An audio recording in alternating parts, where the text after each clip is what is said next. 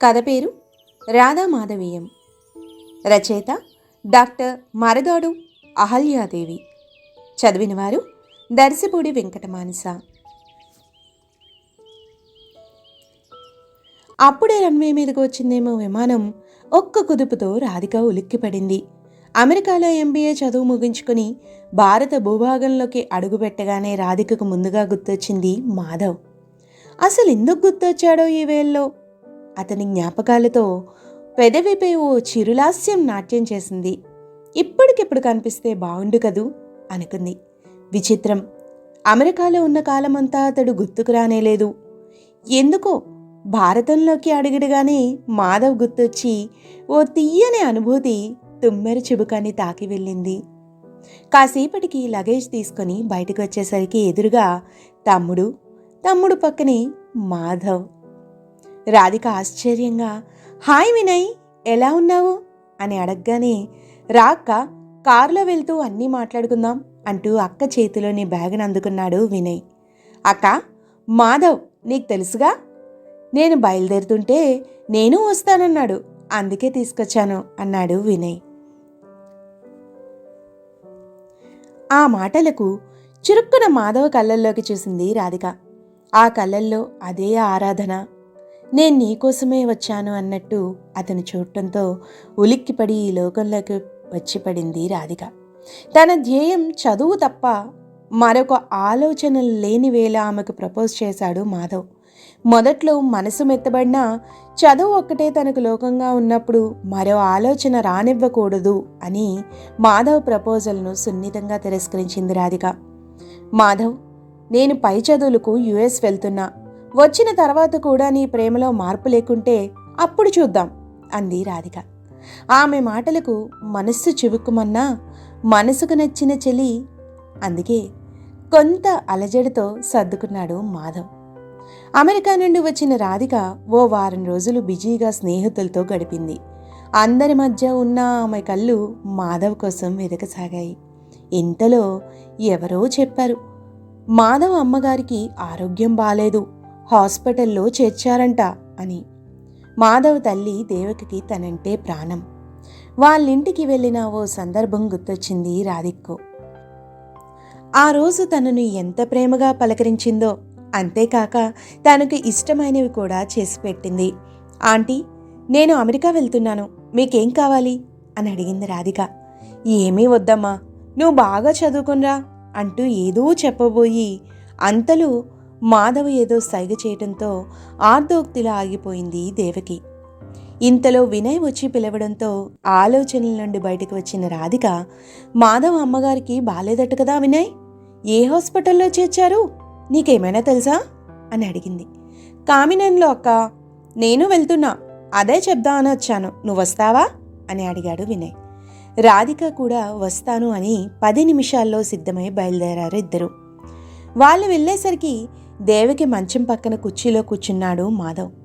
మాధవ్ అన్న పిలుపుకి చటుక్కున ఇహంలోకి వచ్చి ఎదురుగా రాధిక వాళ్ళని చూసి ఆశ్చర్యపోయాడు. రాధిక, వచ్చావా? ఇంతసేపు అమ్మ నిన్నే అడిగింది, కాసేపట్లో వస్తుంది అని కూడా అన్నాను. నిజంగానే నువ్విలా అంటూ సంభ్రమంగా తల్లివైపు చూశాడు. తల్లి మంచి నిద్రలో ఉండటంతో అమ్మా అని లేపబోయేసరికి వద్దని వారించింది రాధిక. పర్వాలేదు, నేను కొంచెం సేపు ఉంటాను, అసలు ఆంటీకి ప్రాబ్లం ఏంటి అని అడిగింది రాధిక. మాధవ్, రాధిక ఇద్దరూ మాట్లాడుతూ ఉండగా వినయ్ బయటికి వెళ్ళి కొన్ని యాపిల్స్, బత్తాయిలు తెచ్చాడు.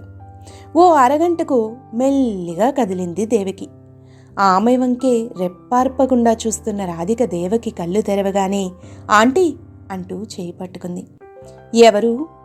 రాధికవు కదూ, బాగున్నావా రాధమ్మా అడిగింది దేవకి కళ్ళల్లో మెరుపులు కురుస్తుండగా. బాగున్నానంటీ, మీరే చెప్పాలి, ఎలా ఉన్నారు అడిగింది రాధిక. పర్వాలేదమ్మా, ఇదిగో వీడి పెళ్లి చూసు కాని పోదు నా ప్రాణం అంది కన్నుల్లో నీరు నింపుకొని దేవకి. అమ్మా, ఇప్పుడు ఇవన్నీ ఎందుకు, అంతా బాగైపోతుంది, నువ్వింకేం మాట్లాడుకో అన్నాడు తల్లి మెడ వరకు దుప్పటి కప్పుతూ. కాసేపు కూర్చుని ఇక వస్తా మాధవ్ అని లేవబోతున్న రాధిక చేయి పట్టుకుని ఆపుతూ దేవకి, ఒక్క నిమిషం రాదమ్మా అని మెల్లగా రాధిక చేతులు పట్టుకుని మా మాధవ్ను పెళ్లి చేసుకుంటావా అని సూటిగా అడిగింది దేవకి. దేవకి ఇలా అడుగుతుందని అనుకోని రాధిక తత్తరపడింది జవాబు ఇవ్వడానికి. అమ్మా, ఏంటమ్మా ఇది వారించాడు మాధవ్. నువ్వు ఊరుకోరా, నువ్వు వ్యక్తపరచలేవు నీ ప్రేమని.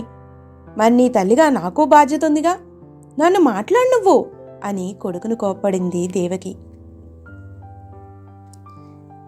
రాధిక నోట మాట రాక దేవకి వెంకే చూస్తుండిపోయింది. నిజమే, ఈరోజు కాకున్నా రేపైనా తాను యుఎస్కి వెళ్లే ముందు మాధవ్ ప్రపోజల్కి జవాబు ఇవ్వక తప్పదు కదా.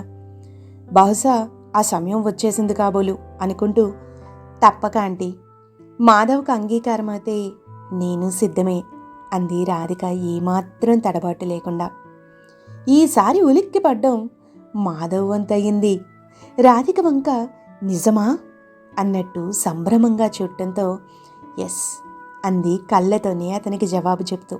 అంతే, దేవకి లేచి కూర్చుని, ఒరే మాధవ, నీ ప్రేమ ఫలించిందిరా, నా కోడలు రాధి బంగారు తల్లి నా ఇంటికి రాబోతుంది అంటూ ఏదేదో మాట్లాడుతూ ఉంది.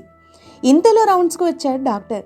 దేవకిని పరీక్ష చేసి, మీ అమ్మగారు అనుకున్న సమయానికన్నా ముందే కోలుకున్నారు మాధవ్, మీరు మీ అమ్మగారిని ఇంటికి తీసుకుపోవచ్చు అన్నాడు.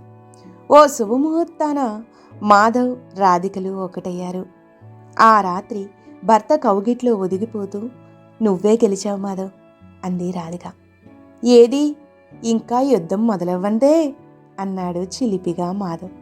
పోరా కొంటి పిల్లడా అంది మాధవ్ జుట్టును చెరిపేస్తూ.